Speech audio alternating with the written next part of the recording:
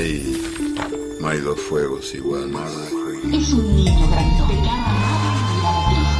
Abriendo libros. Los amorosos son los insaciables, se van llorando. En Onda UNED. Que puede contar conmigo.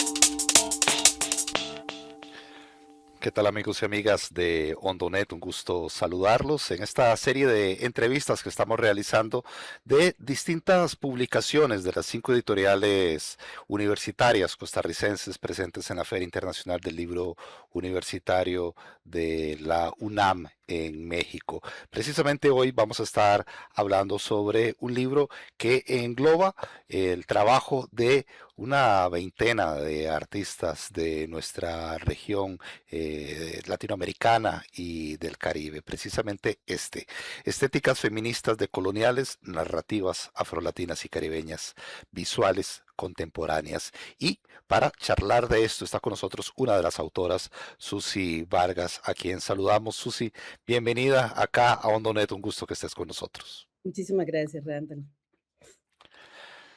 Susi, antes de arrancar a hablar de este libro, que como decía, engloba el trabajo de muchas artistas, me gustaría primero que nos cuente un poquito de usted, porque además de investigadora, usted misma es artista visual y esto es clave en un proyecto transdisciplinario como este libro. Claro. Bueno, yo me dedico a la investigación desde hace muchos años, pero también soy artista visual y he trabajado desde la fotografía y desde el arte intervenido matérico, prácticamente desde mediados de los 90. Entonces, sí, para mí era muy interesante abordar, o es muy interesante abordar ese tipo de investigaciones, porque siempre voy a tener como las dos partes, ¿no? La parte que me permite dialogar con el arte en sí mismo desde el proceso creativo y, por supuesto, desde la investigación. En este caso particular me gustaría primero que arranquemos eh, eh, por una idea que podría parecer sencilla, pero es este feminismo decolonial. ¿De qué hablamos cuando hablamos de feminismo decolonial para luego poder trasladar esto hacia el arte visual?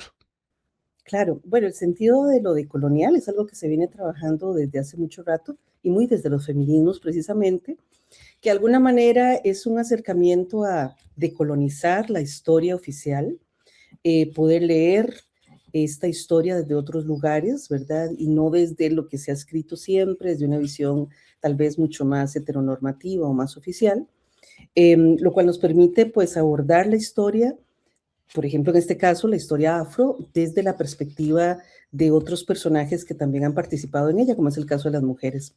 Pero la historia se ha escrito a lo largo de todos estos siglos desde una visión del poder, desde una visión mucho más masculina, y es muy importante precisamente abordar estos sentidos del colonialismo, pero desde otras lecturas, y eso es precisamente a lo que se refiere este concepto, ¿verdad? Es leer la historia desde otros lugares. Y precisamente en esa lectura, ¿qué implicaciones tiene esto para una región tan diversa y en donde la presencia afro es tan fuerte como Latinoamérica y propiamente la región caribeña de nuestro continente?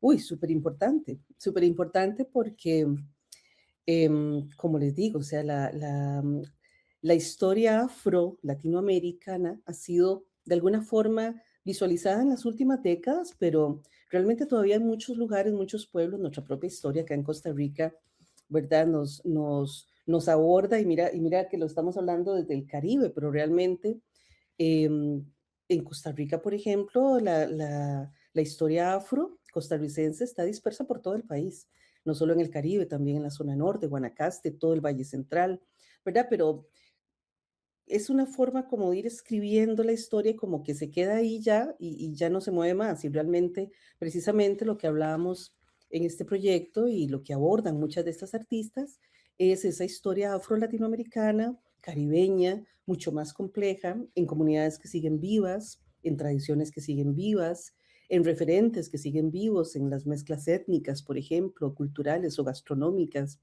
em, y que no solo se concentran en ciertas zonas, ¿verdad? Digamos, oficiales de la historia, sino que realmente nuestra herencia afro es mucha y muy importante. Entonces, lo que hacemos en este proyecto es pues hablar un poco desde ahí y darle voz a las artistas y a las investigaciones que éstas han estado haciendo a lo largo de varios años. Hablemos un momento precisamente de esas artistas, porque como bien lo dice el título, estamos hablando eh, de algo contemporáneo. Me gustaría tal vez que nos defina pues el periodo de tiempo y también esas representaciones que se ven contempladas ahí, siendo pues un periodo cercano al que estamos viviendo. Claro, bueno, tenemos artistas de muchísimos lugares, ¿verdad? Y bueno, tenemos que empezar por las mismas curadoras, ¿verdad? Si bien nosotras no tenemos un origen afro, sí tenemos mucho tiempo estar investigando sobre la temática.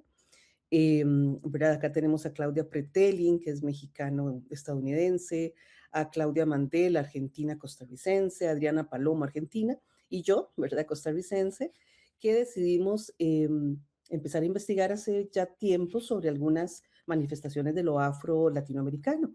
Y esto nos llevó a reunirnos en este proyecto tan hermoso em, que nos convoca precisamente Claudia Pretelin y Claudia Mandel, de memorias y resistencias, ¿verdad? Alrededor de un proyecto que se llama Instrumentos de la Memoria, que lo dirige Claudia Pretelin. Y esto fue muy interesante porque esto nos permitió abordar primero a un grupo de artistas y luego ampliarlo mucho más.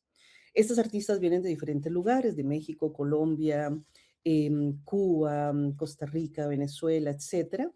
Y son mujeres, algunas de origen afrodescendiente, otras no, que de igual manera desde la fotografía artística, conceptual, documental, vienen abordando esta temática, ¿verdad? Comunidades afromexicanas, comunidades afrocolombianas, afrovenezolanas, rituales, ¿verdad? Formas de pensamiento, todo el tema de los afrofeminismos, de la identidad afrodiáspora también, que es tan importante, desde la memoria personal, la memoria colectiva, el conocimiento ancestral de estos pueblos, los ritos, la conexión, los contraarchivos, ¿verdad? O sea, hay una gran cantidad de temáticas que de alguna manera se traslapan en los proyectos de estos artistas y que a veces parece como diferente, pero que realmente se conectan entre todas, ¿verdad?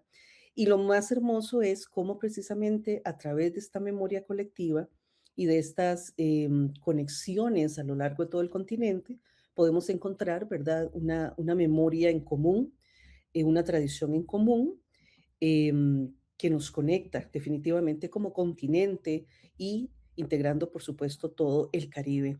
Entonces, bueno, ha sido como muy interesante, ¿verdad? El tema.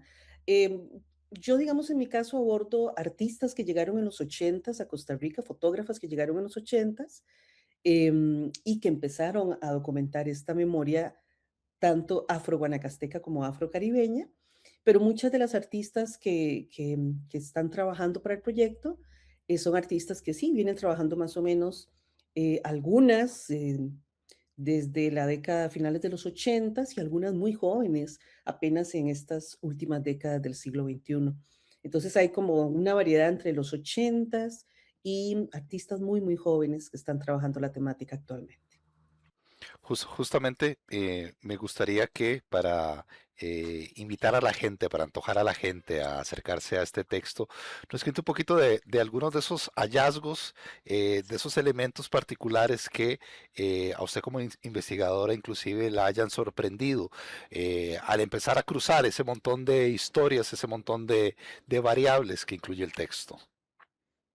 Claro, bueno, en mi caso es que yo no puedo desconectar la historia afro latinoamericana de un país específico. O sea, cuando uno trata de entender lo afrocaribeño, por ejemplo, en Costa Rica, uno no puede entender el Caribe, no puede entender Limón sin entender todo el Caribe, ¿verdad? Y entonces tenés que unirte desde México, pasando por toda América Central, hasta incluso parte de América del Sur, Colombia, Venezuela, etcétera y decir, ah, bueno, ahora ya entiendo a Limón, o sea, ya entiendo por qué la cultura limonense es tan rica, tan absolutamente maravillosa, porque claro, es que es una conexión de todas las migraciones que llegaron a América en general, muchas de esas migraciones, como el caso del Valle Central, de lo que es Cartago, Heredia, va a surgir precisamente por muchos de esos esclavos que llegan al Caribe y posteriormente las migraciones contemporáneas, ¿verdad?, que se darán en el siglo XIX y siglo XX.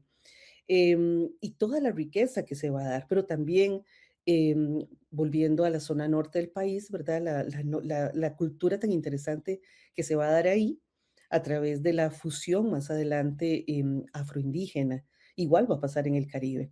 Cuando uno empieza a ver la historia de los demás países es exactamente igual, ¿verdad? Va a haber una fuerza, una resistencia a través de elementos como la música o la gastronomía que no se van a perder.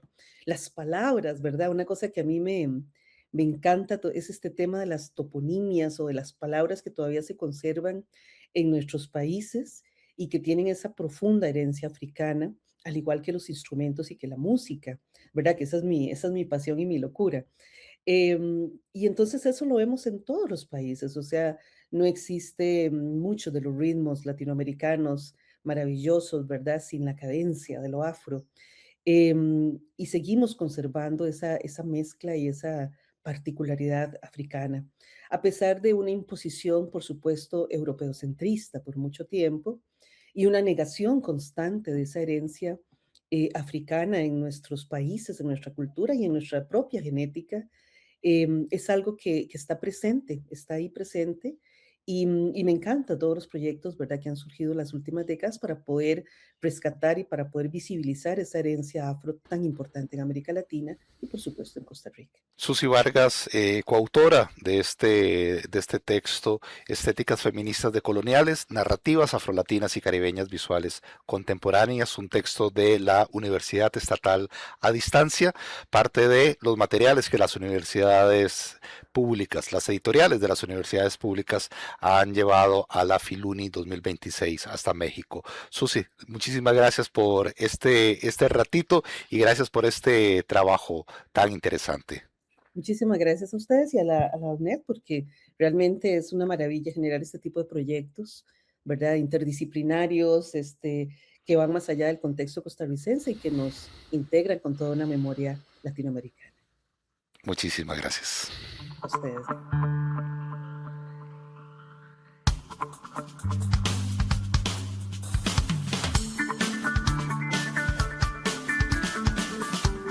Onda UNED.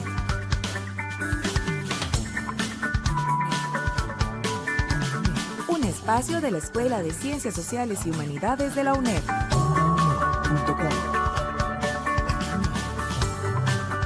Hasta donde estés. Onda UNED. Acortando distancias.